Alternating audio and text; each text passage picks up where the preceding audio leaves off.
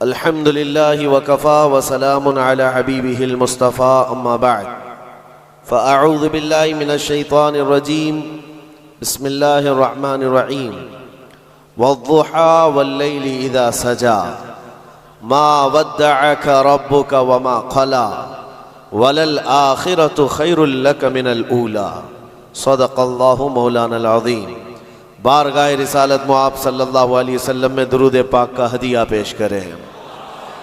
अल्लाहुम्मा सल्लि अला सय्यिदिना व मौलाना मुहम्मदिन मअदनिल जूदि वल करम व आलिहि व अस्हाबिहिल किराम व इब्निहिल करीम व बारिक व सल्लिम सलातन दाइमतन सरमदन अबदा।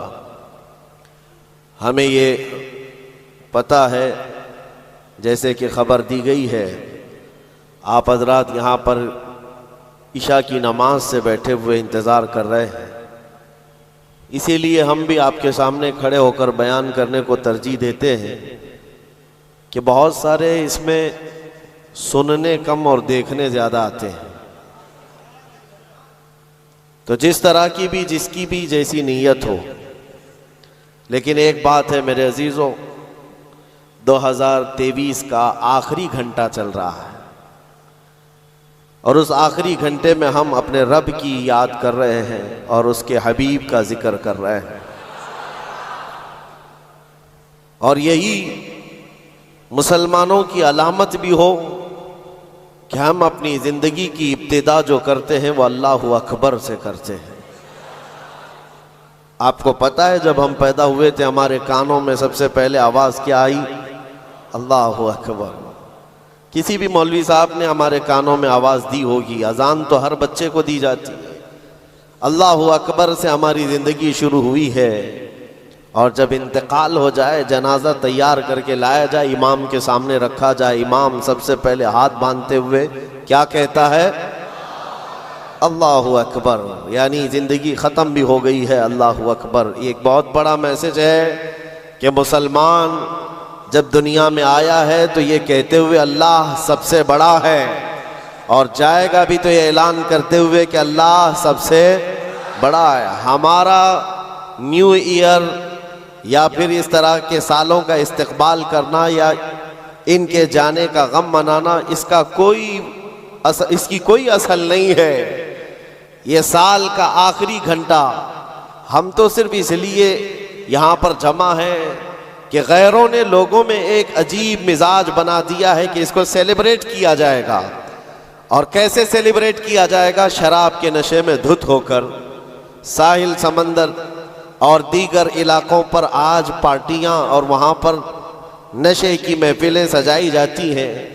हमने ये सोचा कि दुनिया की खुशी करने का तरीका अगर ये है तो हम साल के आखिरी घंटे को रब्बे जुल जलाल के जिक्र में क्यों न मनाएं।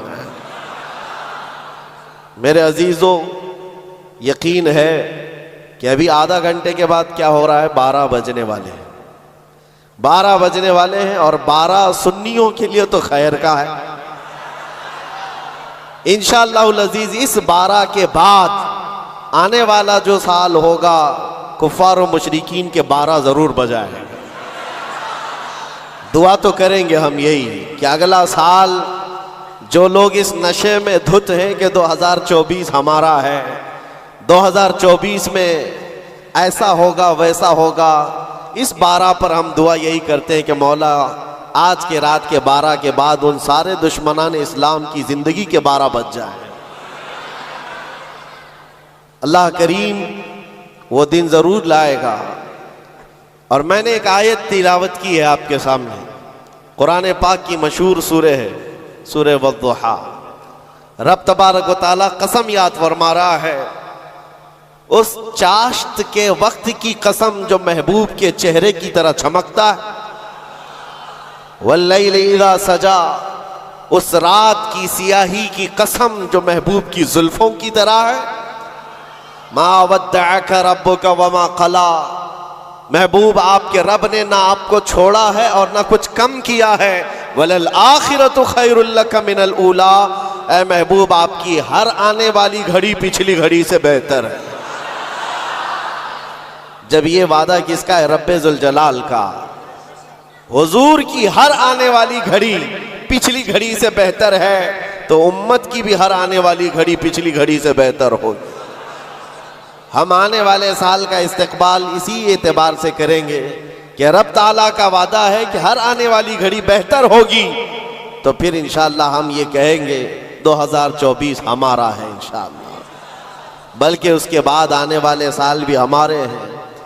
मैं गुफ्तगू की तरफ आगे बढ़ता हूँ, लेकिन उससे पहले आपको मैं बताऊँ, ऐसे डर के माहौल में, ऐसे सरासीमगी के वक्त में, जहाँ लोग छोटी सी अफवाह पर भी घरों पर दुबके बैठे हुए हैं, आज मुसलमानों में ख़ास तौर पर इतना डराया गया है कि लोग सफ़र करना भी छोड़ रहे हैं।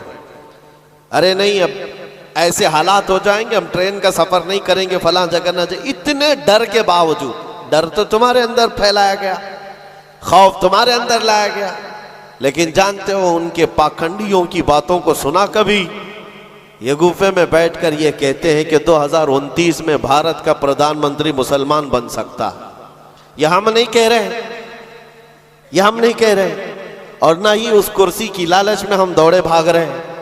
जिसके पास आयतल कुर्सी है उसे उस कुर्सी की हाजत नहीं, लेकिन दिलों का खौफ ये बताता है, उनका डर ये बताता है कि अगले साल आने वाले इनके लिए हो सकते हैं। और मैं दुआ करता हूँ अल्लाह उनका डर सही फरमाते। अजीज़ान गिराम वक़ार, हर आने वाला दिन तुम्हारे लिए बेहतर है, लेकिन शर्त है, एक ही शर्त है, क्योंकि रब ताला ने फरमाया वला तहीनु वला तहज़नु व अंतुमुल अअलौ, घबराओ मत, बेकरार मत हो, तुम सबसे ज्यादा कामयाब रहोगे इन कुंतुम मुमिनीन। शर्त यह है कि तुम मेरे नबी की गुलामी में आ जाओ, ईमान वाले हो जाओ, तब फिर तुम्हारे लिए हर आने वाली घड़ी बेहतर है, हर आने वाली घड़ी पिछली घड़ी से बेहतर है। शर्त यह है कि ईमान की जिंदगी आ जाए तुम्हारे, और ईमान ना हो, ईमान किसे कहते हैं सबको पता है, हदीस रसूल है, मेरे आका सल्लल्लाहु अलैहि वसल्लम ने फरमाया ला युमिनु अहदुकुम हत्ता अकूना अहब्बा इलैहि मिन वालिदिही व वलदिही वन नासी अजमाइन। तुम में से उस वक्त तक कोई मोमिन नहीं हो सकता कामिल जब तक कि वो अपने माँ बाप, औलाद और सारी दुनिया से ज्यादा मुझसे मोहब्बत ना करे। दूसरी हदीस है ला युमिनु अहदुकुम हत्ता यकूना हवाहु तबअन लिमा जिअतु बिही। हुजूर पाक सल्लल्लाहु अलैहि वसल्लम फरमाते हैं तुम में से उस वक्त तक कोई कामिल मोमिन नहीं हो सकता जब तक कि वो अपनी ख्वाहिशात को मेरी मर्जी के मुताबिक ना बनाए। हुजूर की मर्जी के मुताबिक जब तक तुम अपनी ख्वाहिशात नहीं बनाओगे, मोमिन नहीं हो सकते, और मोमिन कामिल नहीं होगे तो फिर मदद भी नहीं है। मैं उस मोमिन की बात कर रहा हूं जिसको कुरान कहता है कभी कद अफलहल मोमिनून, ईमान वाले कामयाब हो चुके। कौन से ईमान वाले? ईमान की शर्त अव्वल है हुजूर के लिए बे इंतहा मोहब्बत करना, शर्त अव्वल है। अब आइए हम आज की इस रात में तज़किरा उन लोगों का करें जिनका जिक्र हमारे ईमान की जिला का सबब है। वो दीवान गाने इश्क़ रसूल जिन्होंने अपनी जिंदगियां हुजूर के कदमों में निछावर कर दी। मैंने आज ये सोचा कि उनकी बारगाहों में खिराज अकीदत पेश करते हुए जवानों के लिए मिसाल रखो। आज के नौजवान आइडियल किसको समझेंगे? मेरे अजीजों, दुनिया आज बड़ी बड़ी स्क्रीनें लगाकर मुजरा करने वाले जालिमों के नाच को देख रही होगी। स्टंट करने वाले इनके सामने हीरो बन जाते हैं। मैं आज आपको उन जियालों की बात रखना चाहता हूं जो हकीकत में हीरो हैं, जो पूरी दुनिया के लिए हीरो हैं। उस बतले जलील का एक नाम काफी है, खालिद बिन वलीद। इसकी मिसाल दुनिया लाने से कासिर है। मेरे अजीजों, मेरी पूरी गुफ्तगू का खुलासा सिर्फ इतनी बात पर होगा जो बरेली के इमाम ने पुकार कर कहा था, फिर के गली गली तबाह, ठोकरें सबकी खाई क्यों, दिल को जो अक्ल दे खुदा तेरी गली से जाए क्यों। आज जो गली गली घूम रहे हैं उन तक भी पैगाम पहुंचाओ, फिर के गली गली तबाह, ठोकरें सबकी खाए क्यों। आ जाओ इस दरबार में। इस दरबार का जो सग भी हो जाता है, कुत्ता भी होता है, वो अपने वक्त का मुजद्दिद बन करके ये नारा लगाता है, ये नारा लगाता है, उस गली का गधा हूं मैं जिसमें मांगते ताजदार फिरते हैं। उस गली का गदा हूं मैं जिसमें मांगते ताजदार फिरते हैं। खुसरवी अच्छी लगी ना सरवरी अच्छी लगी, हम फकीरों को मदीने की गली अच्छी लगी। हुजूर ताजुश शरिया बदरुत तरीका फरमाते हैं, बुल हवस सुन सीमो जर की बंदगी अच्छी नहीं, उनके दर की भीख अच्छी सरवरी अच्छी नहीं। जो पिया को भाए अख्तर वो सुहाना राग है। ये ताजुश शरिया फरमाते हैं, जो पिया को भाए अख्तर वो सुहाना राग है। क्या मतलब है? जो मुस्तफा को पसंद आए वही असल राग है, वही बात अच्छी है। जो पिया को भाए अख्तर वो सुहाना राग है। जिससे नाखुश हो पिया वो रागनी अच्छी नहीं, जिससे नाखुश हो पिया वो रागनी अच्छी नहीं। पिया हुजूर के बारगाह में इस्तिआरतन कहा गया है। हुजूर को जो चीज ना पसंद है वो हमारे लिए अच्छी है ही नहीं। यही तो बरेली का मिजाज है। कहते हैं ना ताजुश शरिया रहमतुल्लाह ताला अलैह कि नबी से हो जो बेगाना उसे दिल से जुदा कर दे, पिदर मादर बिरादर जानो माल उन पर फिदा कर दे। ये सारे अशार का लुब्बे लुबाब खुलासा क्या है? उसका खुलासा यही है जो सहाबा का नारा था, हो ना ये फूल तो बुलबुल का तरन्नुम भी ना हो, चमने दहर में कलियों का तबस्सुम भी ना हो ना ये साकी तो मैं भी ना हो, खुम भी ना हो, बस में तौहीद दुनिया में ना हो, तुम भी ना हो। खीमे अफलाक का इस्तादा उसी नाम से है, नबज़े हस्ती तपश आमादा उसी नाम से है। दश्त में दामने कोहसार में मैदान में है, बहर में मौज की आगोश में तूफान में है। चीन के शहर मराकश के बयाबान में है, वही नाम पोशीदा हर मुसलमान के ईमान में है। और वो जो न हो तो और वो जो न थे तो।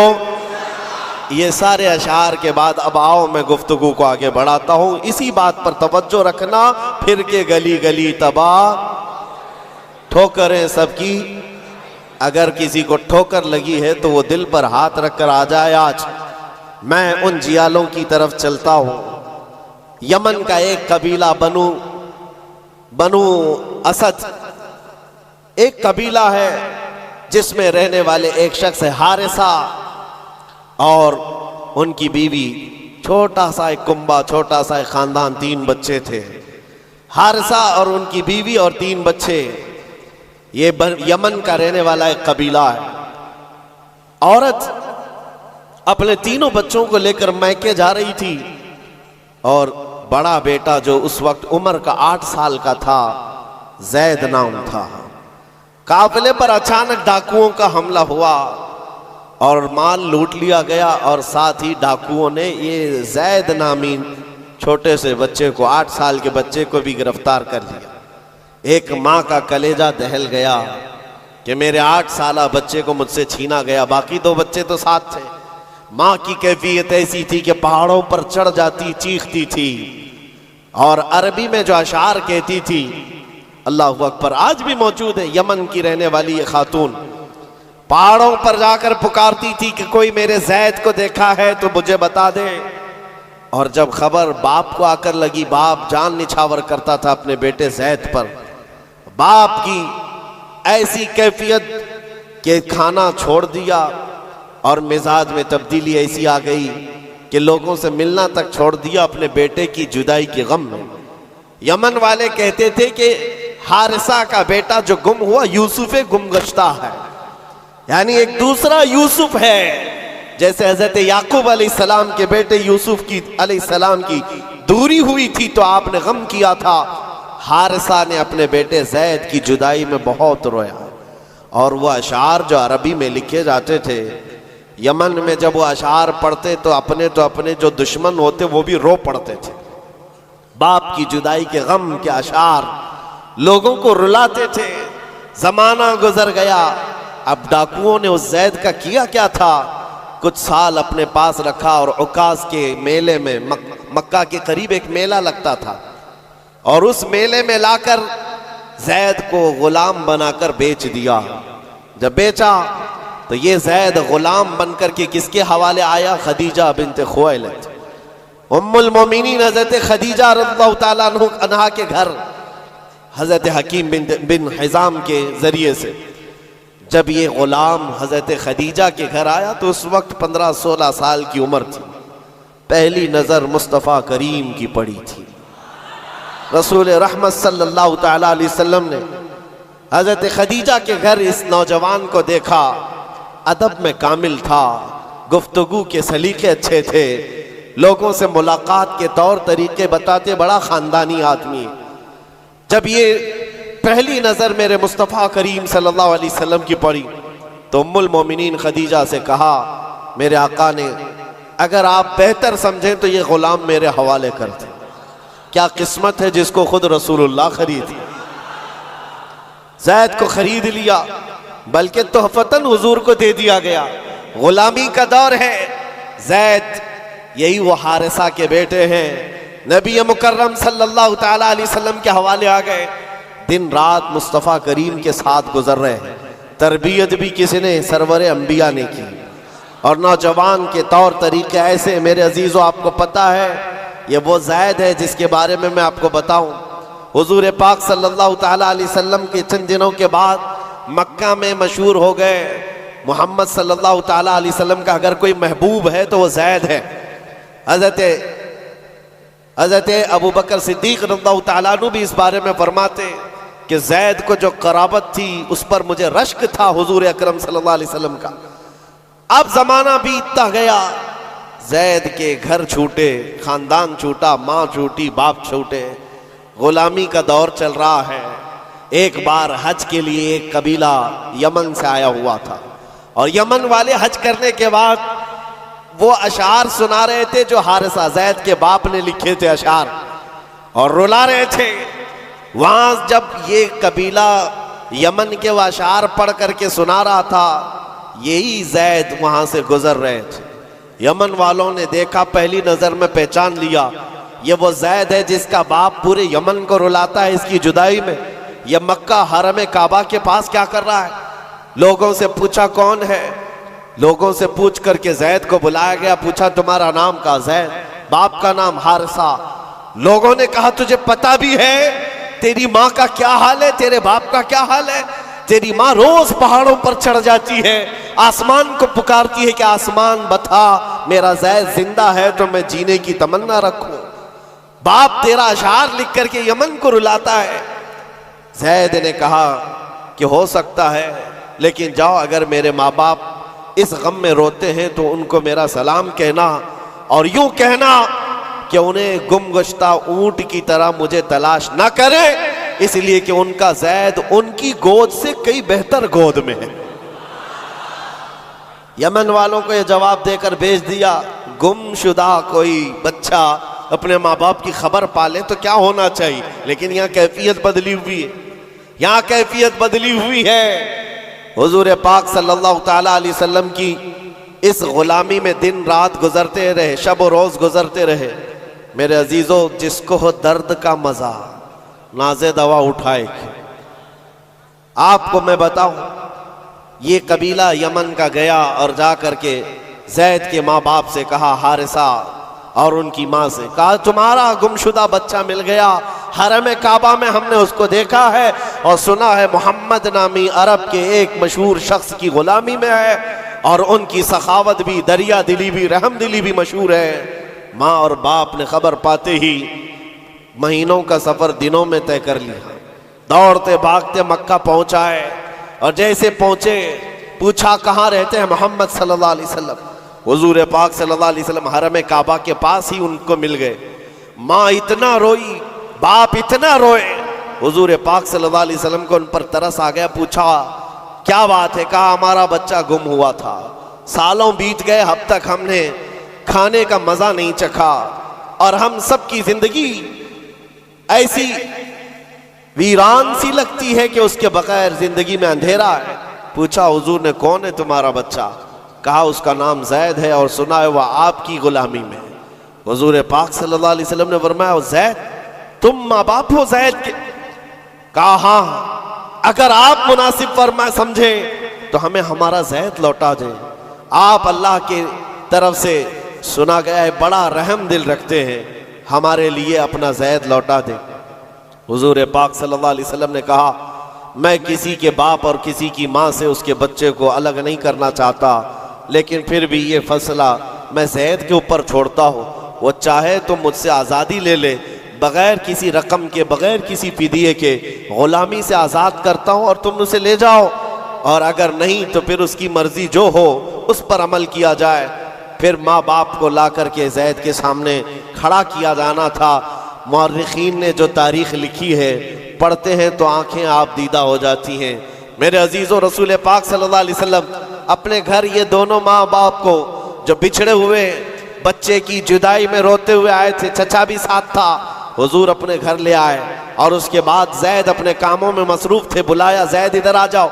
आए ज़ैद, जैसी पहली नज़र पड़ी बाप पर, माँ पर, क्या कैफियत होनी चाहिए। बरसों का बिछड़ा हुआ बच्चा है, बरसों से दूर रहने वाला, माँ बाप की मोहब्बत में ये जुदाई के गम बर्दाश्त करने वाला, एक नज़र उठाई, फिर नज़र झुका ली और सरवरे कायनात की तरफ देखने लगे। मेरे आका ने पूछा, ज़ैद तुम जानते हो इनको?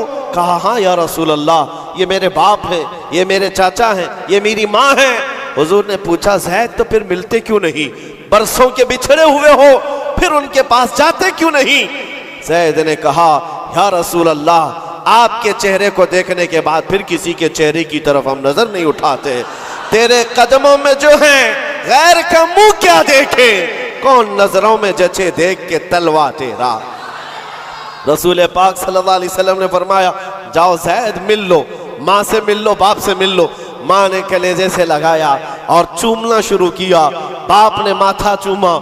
यह अजीब मंजर था। बहुत देर गुजर गई इनके लाड़ो प्यार के इजहार की। उसके बाद रसूल रहमत सल्लल्लाहु अलैहि वसल्लम ने फरमाया, ज़ैद तुम्हारे साथ ये हादसा हुआ था, इतने सालों तुम अपने माँ बाप से अलग रहे, अब फैसला तुम्हारी मर्जी पर है, तुम जहाँ जाना चाहते हो जा सकते हो। यमन अपने कबीले जाओ, अपने खानदान, अपनी माँ और अपने बाप, अपने भाइयों के पास जाओ।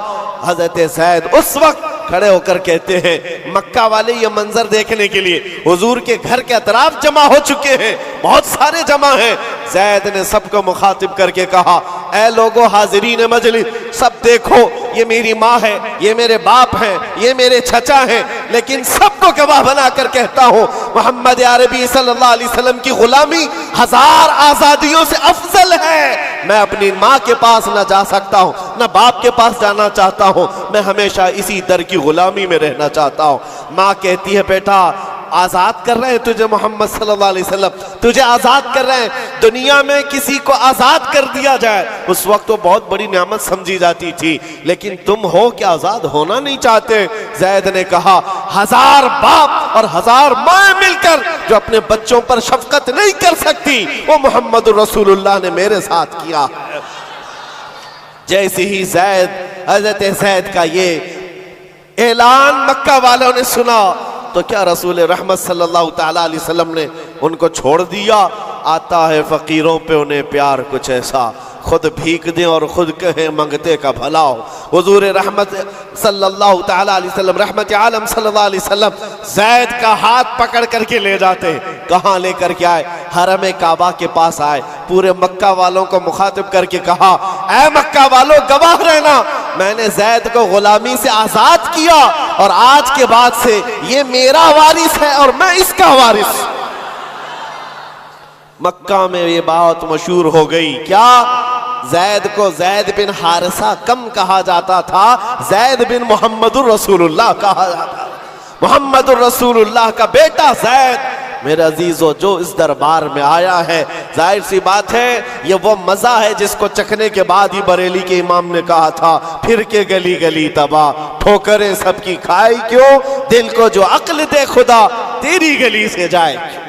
हुजूर पाक के दरबार का लुत्फ जिसने उठा लिया है, फिर वो किसी और दरबार की तरफ मुंह भी नहीं करता। हुजूर अकरम सल्लल्लाहु ताला अलैहि वसल्लम की बारगाह की लज्जत जिसे हासिल है, वो आज के हैप्पी न्यू ईयर के जलसों में या वहां के तमाशाओं में शिरकत करेगा? हरगिज नहीं हो सकता, हरगिज नहीं। वो आंख उन तमाशाओं को नहीं देख सकती जो जलवे रसूल देखने के लिए बेताब है। आज की रात मेरे अजीजों ये लिखा जाएगा, तुम्हारे नामा अमाल में तो ये लिखा ही जा रहा है, दुनिया के जो जो हालात अभी चल रहे हैं वो भी लिखा जा रहा होगा। कि लोग साल का आखिर हिस्सा किस तरह से गुजारते हैं, नए साल की इब्तिदा और उसका इस्तकबाल किस तरह करते हैं। दुनिया वाले ऐश में धुत होकर, नशे में धुत होकर के करते हैं, मगर मुसलमान नबी पाक के कदमों में ही कामयाबी समझता है। आओ हुजूर रहमत आलम सल्लल्लाहु तआला अलैहि वसल्लम के उस दरबार की लज्जत में देना चाहता हूँ। इसीलिए इस बात पर मैं बार बार तवज्जो दे रहा हूँ। फिर के गली गली तबाह, ठोकरें सबकी खाई क्यों, कब तक ठोकरें खाओगे ऐ नौजवानों, कब तक उसकी गली में इसकी गली में कहाँ कहाँ मांगोगे, कहाँ कहाँ किससे किससे बात करोगे। एक गली की तरफ आ जाओ जो हर गली से आजाद करती है। दूसरों के मंगता बनने से बेहतर है आमीना के लाल के मंगता बन जाए।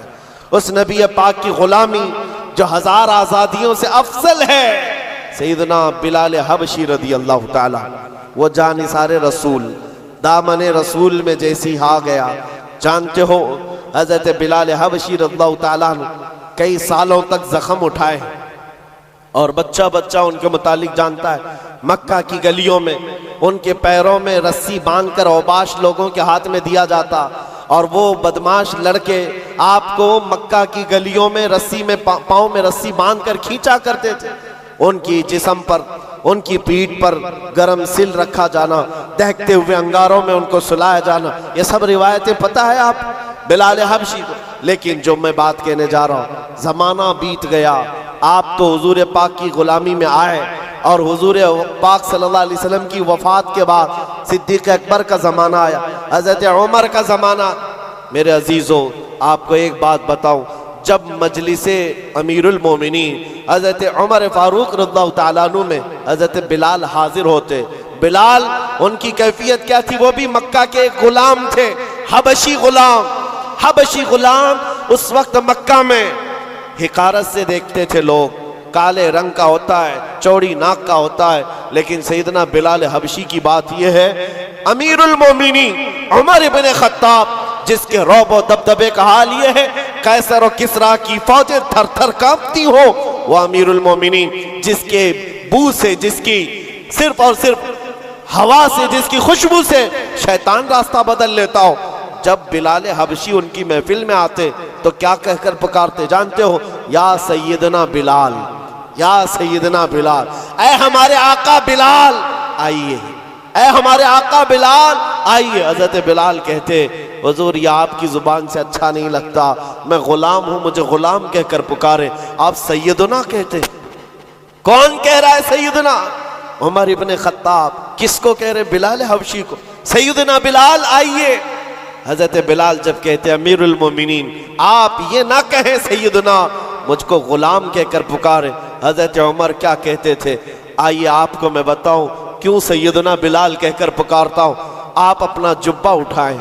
जब वो जुब्बा उठाते, उनकी पीठ पर जो दागे हुए निशान थे, हजरत उमर उसको बोसा लेते थे और चूमते थे और कहते, ऐ बिलाल, जो रसूलुल्लाह की मोहब्बत में जख्म तुमने खाए, वो जख्म हमने नहीं खाए हैं। जिसको हो दर्द का मजा, नाज़े दवा उठाए क्यों। अजीज़ा ने गिरामी वक़ार, मकाम और मर्तबे में वही बुलंद था जो दरबार रिसालत में आपका और उस गली का गधा बन कर के पूरी जिंदगी गुजारता रहा। एक दो नहीं, कई मिसालें आपको मैं बताऊं। एक साहबी हैं मुसअब बिन उमैर, ये रसूल पाक सल्लल्लाहु ताला अलैहि वसल्लम के एम्बेसडर कहलाते थे, तर्जुमाने रसूल थे, सफीर रसूल थे। इनकी कैफियत क्या है? अल्लाहु अकबर। तारीख में लिखा है, ये 27 साल के कड़ियल जवान और मक्का में ऐसे लिबास पहनते थे कि रेशम का लिबास, इनका लिबास मशहूर था। और मक्का की गलियों में जब घूमते थे, इनका इतर जो लगाते, पूरी गलियों में खुशबू आती। महंगा लिबास पहनते, महंगा अतर इस्तेमाल करते। दामने मुस्तफ़ा से जब वाबस्ता हुए, ये मुसअब बिन उमैर, उनकी माँ भी काफिरा है, बाप भी काफिर है और सख्त तरीन दुश्मनाने रसूल है। शुरू में आपने अपना इस्लाम छुपाए रखा। चंद दिनों के बाद एक दिन उस्मान बिन तलहा ने देख लिया, जो कलील बरदार काबा थे, जाकर इनकी माँ से कहा, तू क्या घर पर बैठी रहती है, तेरा बेटा तो मोहम्मद के दीन को इख्तियार कर चुका है। माँ को इतना बुरा लगा ये जुमला। जब मुसअब बिन उमैर आए तो उनसे पूछा कि क्या तुमने मोहम्मद अरबी का दीन कबूल कर लिया है? आपने बरजस्ता कहा हाँ, उस रसूल पाक सल्लल्लाहु अलैहि वसल्लम के दीन में दाखिल हुआ जो बंदों की इबादत से निकाल कर खालिक की इबादत की तरफ ले जाता है। आपका ये जुमला माँ बाप को शाक गुजरा, मारना शुरू किया, इतना मारा जख्मी कर दिया।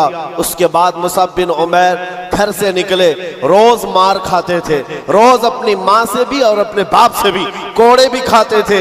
दरबारे रसूल में जब आते तो जख्मी हालत में आते, कपड़े भी उनके जख्मों से फटे हुए होते।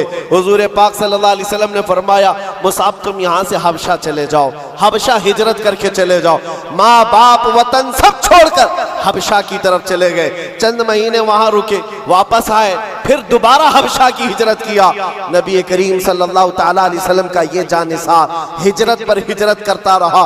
एक वक्त ऐसा आया था कि नबी पाक सल्लल्लाहु ताला अलैहि वसल्लम ने मदीने हिजरत करने से पहले अपना सफीर बनाकर किसी को भेजा था, तो मुसअब बिन उमैर थे। मदीने आए थे, गली गली में जाते थे, घर घर को खटखटाते थे। एक साल के अंदर 73 सहाबा को मदीने के वो हुजूर के पाक की बारगाह में लाकर गुलाम बना दिया था। नबी पाक सल्लल्लाहु ताला अलैहि वसल्लम के दरबार के ऐसे गुलाम बनाए, आम लोग नहीं है। साद बिन उबादा, साद बिन मुआज, ये अंसार कबीलों के सरदारों को इस्लाम पहुंचाने वाला वो कड़ियल जवान। मैं बात किस लिए कर रहा हूं, सुनो जरा, जिंदगी थोड़ी सी मुझे बतानी जरूरी है। वो मुसअब बिन उमैर जो रेशम का लिबास पहनता, जो महंगे ऊद और अतर इस्तेमाल करता, दामन मुस्तफा में आया है, हिजरत पर हिजरत है, वतन छूटा है, कभी हबशा के चक्कर, कभी अफ्रीका के चक्कर, और उसके बाद कभी यसरब, यहाँ पर आप आकर आबाद होते रहे।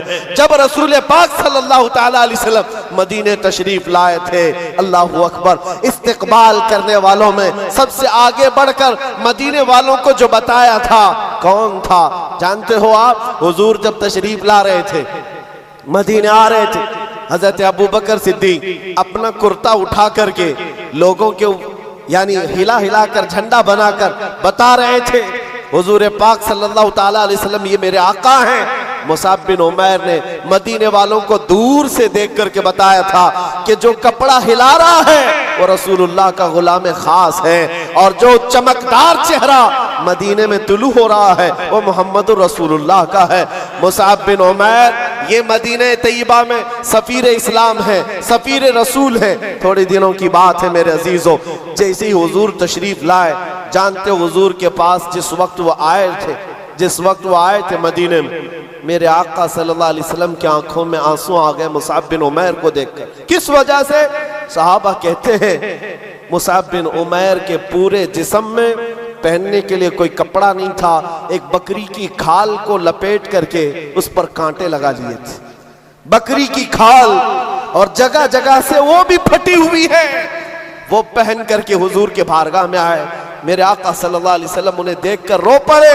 लोगों से कहा जानते हो ये मेरा मुसअब, ये मक्का की गलियों में जब चलता था, इसके अतर की खुशबू पूरी गलियों में होती, सबसे महंगा लिबास पहनता, रेशम का लिबास पहनने वाला मुसअब बिन उमैर आज बकरी की एक खाल में अपना जिस्म छुपा रहा है। अजीजान गिरामी वक़ार, सारी ऐश की जिंदगी तर्क किया था सिर्फ इसी गली के लिए। फिर के गली गली तबाह, ठोकरें सबकी खाई क्यों, दिल को जो अक्ल दे खुदा तेरी गली से जाए क्यों। नबी रहमत सल्लल्लाहु ताला अलैहि वसल्लम ने अपनी चादर उठाकर उनको अता की थी, और उस चादर को लेकर जिंदगी भर गुजारते रहे। जब जंगे ओहद का मौका आया, बदर में शरीक रहे, ओहद में आए, सुनो उस मुसअब बिन उमैर की जिंदगी बता रहा हूं। नौजवानों, तुम्हें ऐसा लगता है जिंदगी की ऐश यही असल है?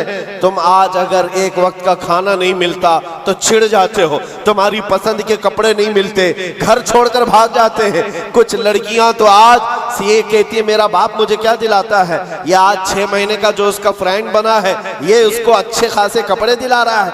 ये सब तो आज मेयार बना हुआ है जीने का। उस मुसअब बिन उमैर की जिंदगी सिर्फ इसलिए बता रहा हूं, ऐश व इशरत को तर्क किया था उस रसूल पाक सल्लल्लाहु ताला अलैहि वसल्लम की गुलामी में। जानते हो ओहद के मैदान में एक वक्त ऐसा आया कि शैतान ने अफवाह गरम कर दी थी कि मोहम्मद रसूलुल्लाह का इंतकाल हो गया सल्लल्लाहु अलैहि वसल्लम। माअज़ल्लाह, जैसी ये खबर फैली, सहाबा इकराम की दो जमातें हो गई। दो जमातें कैसे? बाद सहाबा ने कहा आप तलवार उठा करके क्या करेंगे, चलो मदीने वापस चलते हैं। हुजूर पाक सल्लल्लाहु ताला अलैहि वसल्लम का अगर इंतकाल हो गया, विसाल हो गया है, तो क्या करेंगे? कुछ तो तलवार उठाने को ये कहकर छोड़ दिए, और लेकिन दूसरी जमात ये थी जो ये कह रहे थे कि ठीक कहा तुमने, रसूल पाक सल्लल्लाहु अलैहि वसल्लम के पास उनके बाद तलवार उठाकर करना क्या है। लेकिन मुसाब बिन उमैर का एक जुमला था जो उहद के मैदान में गूंज रहा था, ऐ लोगों, ये क्यों नहीं सोचते रसूलुल्लाह के बाद जीने का क्या मतलब है? अगर रसूलुल्लाह नहीं है तो फिर जी कर के मतलब क्या, उठाओ तलवार। तो ये चंद लोगों की जो जमात की सिपह सालारी कर रहे थे उस वक्त मैदान में, मुसाब बिन उमैर झंडा हाथ में पकड़ा था। कुमैया नाम का एक दुश्मन उनके मोंढे से तलवार, मोंढे को काट दिया, कंधे से हाथ काट दिया। झंडा रसूलुल्लाह का जिसके हाथ में है, वो हाथ का कट जाना गोया कि झंडा नीचे आ जाए। मुसाब बिन उमैर का एक हाथ कटा, झंडा बाएं हाथ में उठाकर खड़े हुए। रसूलुल्लाह का झंडा गिरने नहीं दे रहे थे, और जब बाएं हाथ में उनका झंडा आया तो वही सालिम ने बाएं हाथ को कहनी समेत काट दिया। झंडा या तो इस हाथ में हो सकता है या इस हाथ में। तारीख इस्लाम की सच्चे और आग की वहां गर्दानी करो, सरगर्दानी करो तो पता चले मुसाब बिन उमैर ने कटे हुए बाजुओं से उस परचम को पकड़ा था, सीने में दबाकर, अपनी ठूड़ी के नीचे दबाकर हुजूर के परचम को नीचे नहीं आने देना चाहते। जिसके इधर का बाजू कट गया हो, उधर का हाथ कट गया हो, कटे हुए हाथों से। और उसी उहद के मैदान में जालिमों ने जब देखा कि ये झंडा नीचे आने नहीं देता, सीने पर बहुत तेज भाला मारा, नेजा मारा। उस वक्त आपने पुकार कर कहा उहद के मैदान में, ये नहीं कि लोगों मेरा हाथ कट गया, लोगों मेरा बाजू कट गया, लोगों मेरे सीने पर दुश्मनों ने नेजा मारा। नहीं, उहद के मैदान में मुसाब बिन उमैर पुकार रहे थे, मेरा कोई साथी करीब है तो आ जाए, मुझे न संभाले रसूलुल्लाह का झंडा संभाल ले, मैं इसे आखिरी सांस तक नीचे आने नहीं देना चाहता। हुजूर पाक सल्लल्लाहु ताला अलैहि वसल्लम के परचम को नीचे आने नहीं देना चाहते। उनके भाई थे, उन्होंने उठा लिया। हजरत मुसाब बिन उमैर उहद के मैदान में शहीद हो गए।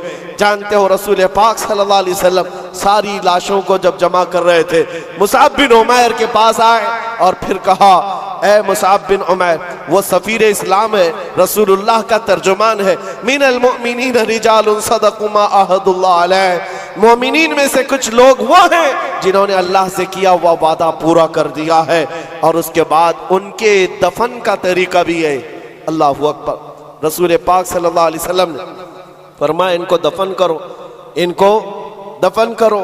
जब इनको दफन करने की बात आई तो आपका जिस्म छुपाने के लिए, आपका जिस्म छुपाने के लिए सहाबा कोशिश करते रहे। जब उनका सर छुपाया जाता तो नीचे से खुल जाता, और जब नीचे का हिस्सा छुपाते तो सर का हिस्सा खुल जाता। कपड़ा इतना नहीं था आपके पास, कपड़ा इतना नहीं था। नबी पाक सल्लल्लाहु ताला अलैहि वसल्लम के पास सहाबा ने कहा, इतना ही कपड़ा मुसाब के पास रह गया। हुजूर पाक सल्लल्लाहु अलैहि वसल्लम ने फरमाया, मुसाब के पास एक छोटा टुकड़ा है, वो दुनिया से एक छोटा टुकड़ा लिए जा रहा है और साथ में रसूलुल्लाह को लिए जा रहा है, मुहम्मदुर रसूलुल्लाह को साथ लिए जा रहा है। इस घर घास उनके कदमों पर रखकर दफन किया गया। फिर मैं कहता हूँ मेरे अजीजों, वो कौन से जवान थे जिन्होंने अपनी जिंदगी को निछावर कर दिया था उन कदमों में, ऐश और इशरत को तर्क कर दिया था। उनके महंगे लिबास, उनकी महंगी खुशबुएं, सारी चीजें दरबारे रिसालत में वक्फ हो गई थी सिर्फ नबी पाक सल्लल्लाहु अलैहि वसल्लम की रजा के लिए। आज आपसे हम ये नहीं कहते कि हलाल चीजें छोड़ दो, पहनना छोड़ दो, ओढ़ना छोड़ दो, नहीं, कम अज कम हुजूर पाक के अगर गुलाम हो तो हराम चीजों को तो छोड़ सकते हो।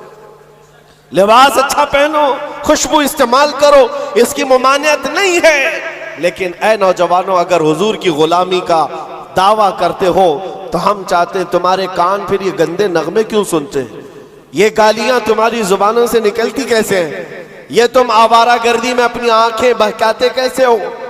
तुम्हारे ये जिस्म का हर अज़ू गुनाहों की गम्माज़ी क्यों कर रहा है?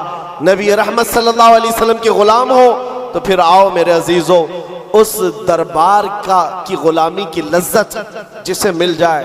अल्लाह अकबर। मैं सच कहता हूँ, इकबाल ने एक जुमला कहा था, इकबाल के अशार बहुत मानाखेज है।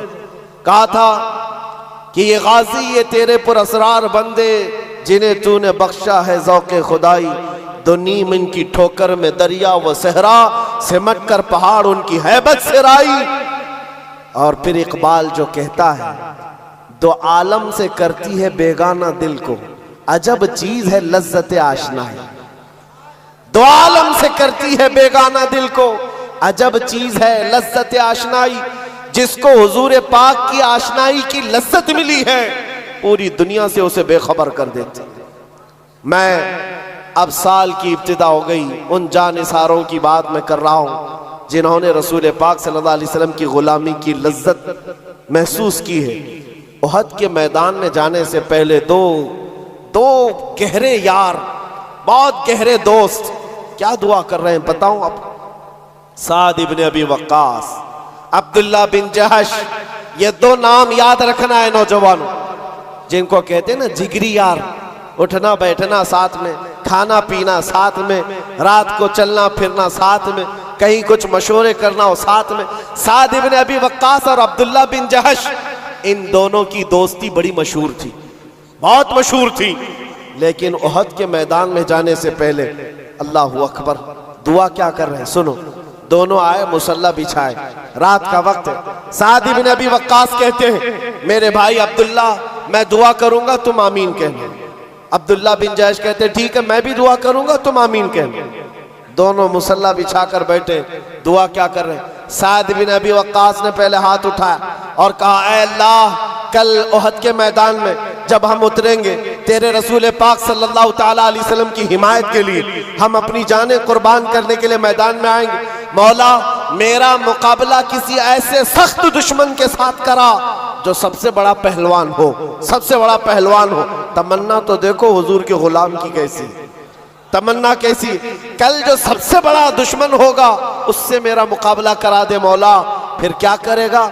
साद इब्न अबी वक्कास कहते हैं, मौला जब वो तेरे हबीब का दुश्मन सामने आए, कभी मैं उसको दाएं से मारूं, कभी बाएं से मारूं, कभी आगे से मारूं, कभी पीछे से मारूं, और उसको गिराकर उसके नेज़े पर झंडा गाड़ कर कहूं लब्बैक या रसूल अल्लाह, रसूल पाक की सर बुलंदी का ऐलान करूं।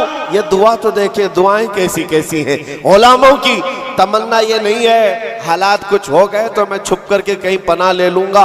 जंग के हालात मेरे अजीजों क्रिकेट का मैदान नहीं है, सर हथेली में लिए जाने का मंजर होता है, जान लेकर जाते हैं। लेकिन तमन्ना भी क्या है, छोटे सिपाही से लड़ने का नहीं है, छुटपुट वारदातें नहीं है। साद इब्न अबी वक्कास कहते हैं सबसे बड़ा पहलवान जो होगा मेरा उससे मुकाबला हो जाए। दुआ करके उनके दोस्त, जिगरी दोस्त हैं अब्दुल्ला बिन जहश, आमीन कह रहे, आमीन कह रहे। अब सुनो, जब इनकी दुआ खत्म हो गई, अब्दुल्ला बिन जहश कहते ऐ साद, अब मैं दुआ करता हूं तुम आमीन कहो। अल्लाह अल्लाह, दुआएं कैसी, जाने साराने रसूल। अब्दुल्ला बिन जहश हाथ उठाते और कहते हैं बारगाह रब्बुल इज्जत में, मौला करीम जब कल की सुबह तेरे रसूल के साथ हम मैदान में जाएं, ऐ रब्बे जुल जलाल, इस्लाम की सरबुलंदी के लिए, तेरे नबी के नामूस की हिफाजत के लिए, लड़ने के लिए जब मैं मैदान में आऊं तो क्या हो मौला, दुश्मनों से मेरा मुकाबला हो जाए और दुश्मनों की सफों में मैं घिर जाऊं। कभी दुश्मन मुझे सामने से मारे, कभी पीछे से मारे, कभी दाएं से मारे, कभी बाएं से मारे, और मुझे मार मार कर टुकड़े करे, और फिर मेरे हर टुकड़े से आवाज आए तेरा रसूल सर बुलंद है, इस्लाम सर बुलंद है। दुआ इनकी ये है। साद इब्न अबी वक्कास आमीन कह रहे हैं। एक बड़े दुश्मन से मुकाबला करने की दुआ कर रहा है और दूसरा मोहब्बत मुस्तफ़ा में जख्म खा खा कर मरने की दुआ कर रहा है। सुबह हुई, उहद के मैदान में जब पहुंचे, अजीज़ान गिरामी वक़ार बात ऐसी थी, साद इब्न अबी वक्कास सब में सबसे पहले आगे आए थे। उस वक्त दुश्मनों में से जो उस वक्त सबसे बड़ा पहलवान था, साद इब्न अबी वक्कास के सामने आया, जिसको कहा जाता था 1000 इंसानों की ताकत रखता है। साद इब्न अबी वक्कास उसको देखते ही कहते हैं, तू नहीं आया, मेरे रब ने भेजा है, इसलिए कि रात को मैंने दुआ की थी, जो तुम्हारा सबसे बड़ा पहलवान होगा मैं उससे मुकाबला करूंगा। साद इब्न अबी वक्कास ने दुआ की थी, मौला ने सामना करा दिया। अब शुरू हो गए तीर चलना और नेज़े चलना। साद इब्न अबी वक्कास के तीर ऐसे तीर थे, कभी सामने से जाते, कभी दाएं से, कभी बाएं से, बिजलियों की तरह आवाज करते, उस दुश्मन के सीने में पैवस्त होते। जानते हो ये साद इब्न अबी वक्कास कौन है? तीर चलाते थे तो पीछे से रसूलुल्लाह आवाज देते थे, बी अबी अंत व उम्मी इरमी या साद, ऐसा तेरे तीर चला, तुझ पर मेरे माँ बाप कुर्बान। तन्हा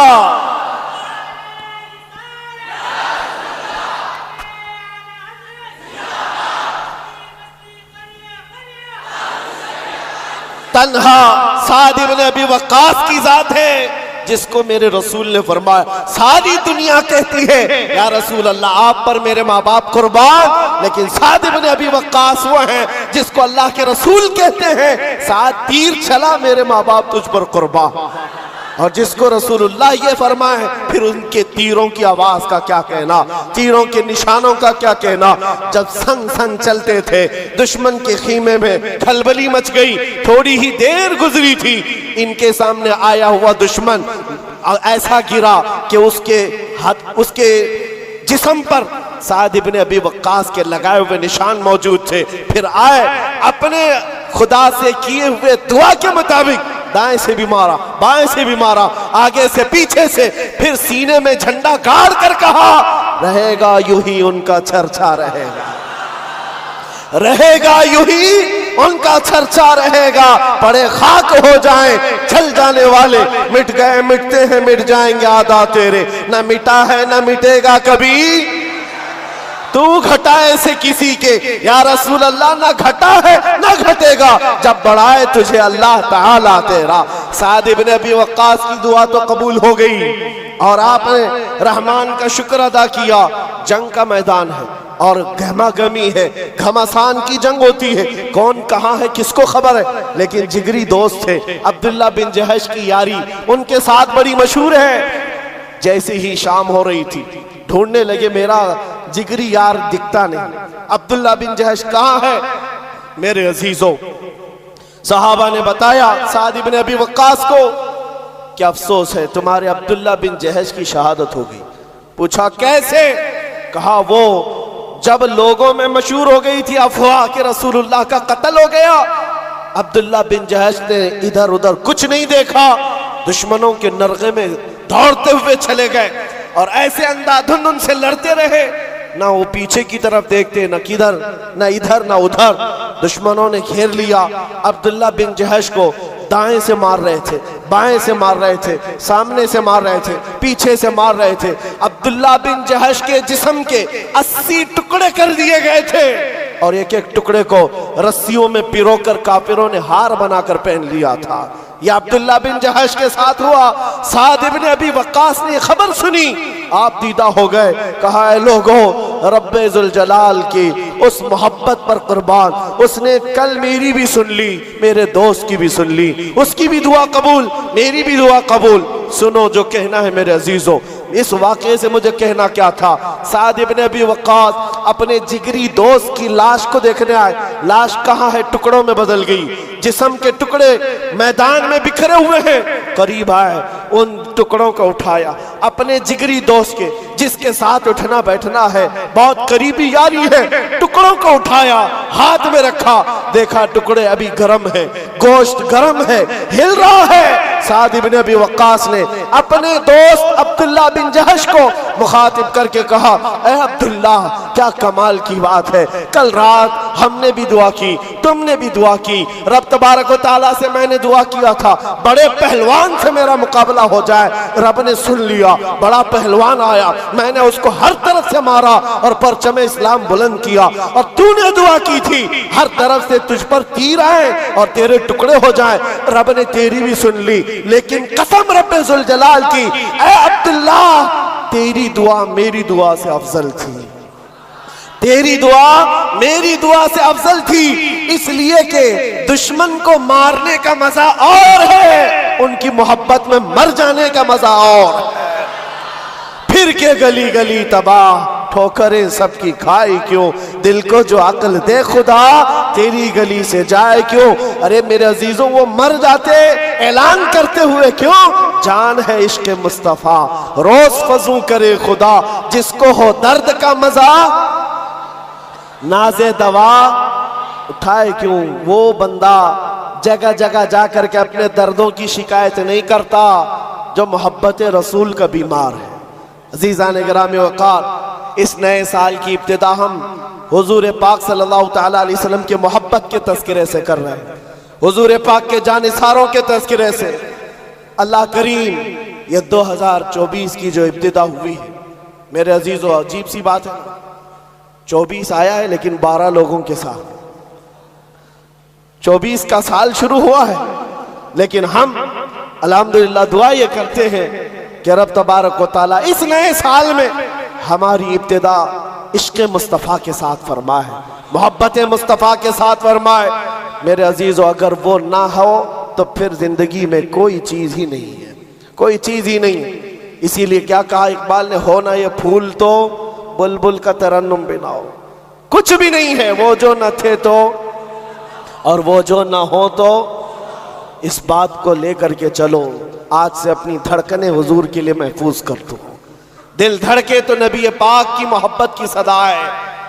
ये लैला मजनू के किस्से बहुत हो गए। आज के दौर में जवान अभी अंगड़ाइयाँ क्या लेती है इसकी जवानी, ये सोचता है सबसे पहले किसी लड़की को काबू कर लेना चाहिए, बहुत बड़ा काम है। मुंबई के नौजवानों को ये किसने बता दिया? मेरे अजीजों, ये तो छिछोरों का काम है, बहादुरों का काम नहीं। बहादुरों को कायल करने के लिए औरत है, औरत तो किसी को भी मिल जाएगी, जो तुम्हारे मुकद्दर में वो मिल जाएगी, आपके काम नहीं है। आपको मैं बताऊं, हुजूर पाक के एक और जानिसार है, अनस बिन नुज़ैर, अपनी बीवी से कमाल की मोहब्बत करते थे। इश्क ऐसा नहीं है कि सिर्फ तुम ही करते हो, उस जमाने में भी इश्क हुआ है। लैला और मजनू के किस्से यहाँ हिंदुस्तान की गलियों से नहीं आए, ये भी मशहूर आशिक थे। लेकिन आपको मैं बताऊं, अनस बिन नुज़ैर अपनी बीवी से बहुत इश्क करते थे, मोहब्बत करते थे। लेकिन ये है कौन? रसूलुल्लाह सल्लल्लाहु अलैहि वसल्लम के हमराज हैं। हुजूर उनके घर जाते थे। एक दिन दोपहर के वक्त उनके घर बैठे, मक्का से एक खत आया। हुजूर पाक ने कहा, अनस पढ़ के सुनाओ क्या है। उन्होंने पढ़ के सुनाया कि मक्का वाले जंगों की तैयारी कर रहे हैं, और ये राज था, वहाँ के हालात सब बता दिए थे खत में। रसूल पाक ने फरमाया, मोड़ कर रख लो, ये तेरे और मेरे बीच में राज है। अनस बिन नुज़ैर ने कहा, ठीक है या रसूल अल्लाह, आपने हुक्म फरमाया। उसके बाद जब हुजूर घर से निकले, उनकी बीवी अंदर से आई, जो उनकी बहुत बड़ी महबूबा है, उनकी माशूका है, बेहद मोहब्बत करते थे। बाहर आई, कहा, अनस बिन नुज़ैर किसका खत आया था?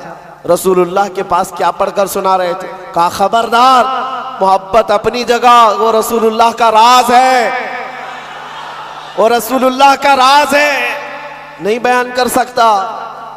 कमाल दर्जे का इश्क हो मेरे अजीजों। आज के वो मजाजी आशिक तो माँ बाप को लात मार देते। 6 महीने की मोहब्बत क्या होती है, ये माँ बाप को ठोकर मारकर चले जाते हैं। अनस बिन नुज़ैर अपनी उस बेहद मोहब्बत करने वाली औरत से कहते, खबरदार इस मामले में मत आना। बीवी ने कहा, कोई बात नहीं, मैंने सुन तो लिया है दीवार के पीछे से। खत में क्या था? मक्का से आया है खत, जंगों के हालात बताए गए, आप पढ़कर सुना रहे थे। बीवी ने सुन लिया था। इसके बाद हुआ क्या? अनस बिन नुज़ैर ने सीधे गर्दन पकड़ ली। कहा, गर्दन पकड़ ली अपनी उस औरत की। कहा, उस वक्त तक हाथ नहीं छोड़ूंगा जब तक रसूलुल्लाह बयान न फरमाते, हुक्म ना आ जाए। मोहब्बत अपनी जगह पर, इश्क अपनी जगह पर, हुजूर के मामलात अपनी जगह पर। हुजूर के पास गर्दन पकड़ करके ले आए, दौड़ते हुए कहा, हुजूर ने पूछा क्या हुआ अनस, इसको क्यों पकड़ लाए? कहा या रसूल अल्लाह, इसने हमारे राज को दीवार पीछे से सुन लिया। मेरे आका, कहीं मैं मुजरिम ना हो जाऊं, मुझ पर अल्लाह का अज़ाब ना आ जाए, आपके राज को इफ्शा करने की सजा में मैं कहीं मुलविस ना हो जाऊं। हुजूर पाक ने फरमाया गर्दन छोड़ दो, आजाद कर दो, वो भी मेरी सहाबिया है। जैसे राज तुम्हारे पास महफूज है, वैसे राज उसके पास भी महफूज है।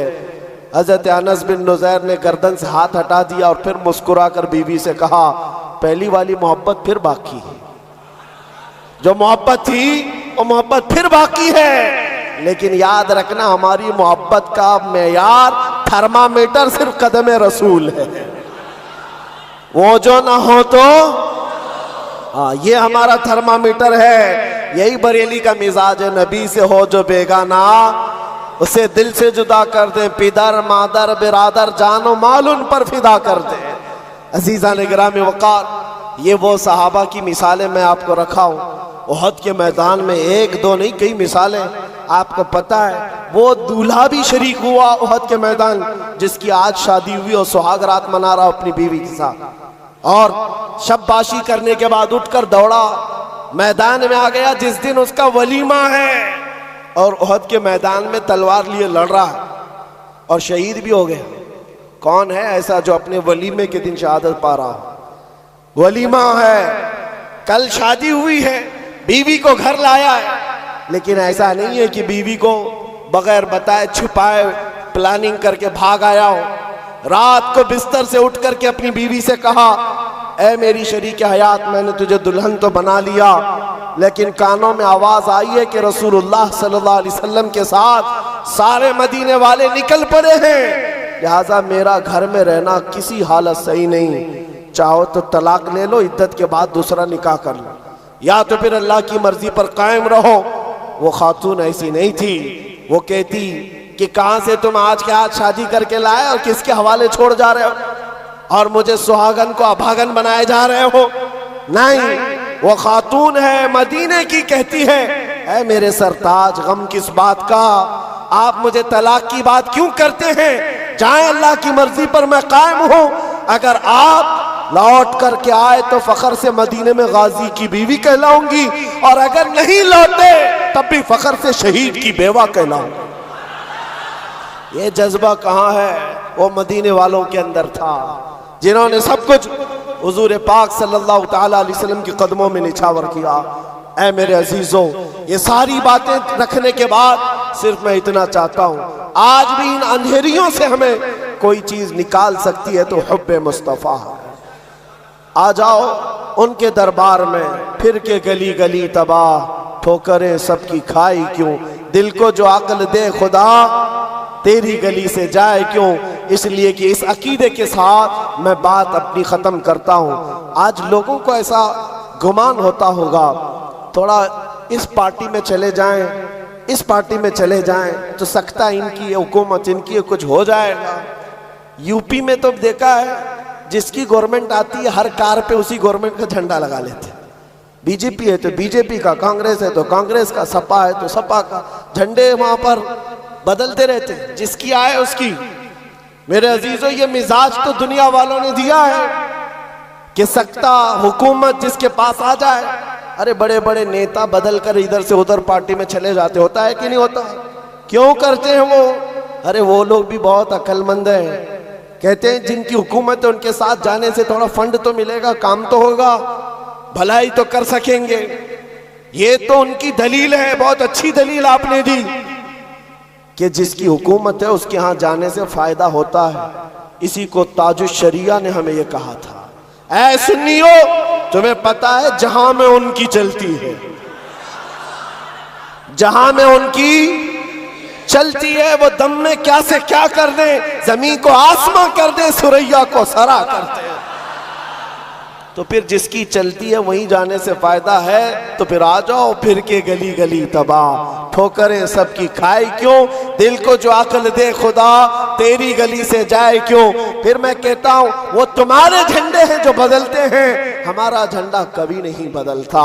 हम जिसके मदखा हैं, दुनिया तो दुनिया है, हमारा मिजाज ये है, हश्र में होगा दाखिला इस शान से, या रसूल अल्लाह का नारा लगाते जाएंगे। खुल्द में होगा दाखिला इस शान से, या रसूल अल्लाह का नारा लगाते जाएंगे। किसी की जय विजय क्यों पुकारे, क्या गरज हमको, किसी की जय विजय क्यों पुकारे, क्या गरज हमको, हमें काफी है सैयद अपना नारा, हमें काफी है सैयद अपना नारा, हमें काफी है सैयद अपना नारा। अपना सब कुछ गुंबद खजरा कल भी था और मेरे नबी से मेरा रिश्ता कल भी था, और बतला दो गुस्ताख नबी को गैरत सुन्नी जिंदा है, उन पे मर मिटने का जज्बा कल भी था। और लब्बैक या रसूल अल्लाह, लब्बैक या रसूल अल्लाह, लब्बैक या रसूल अल्लाह। व आखिर दावाना अनिल हम्दुलिल्लाहि रब्बिल आलमीन।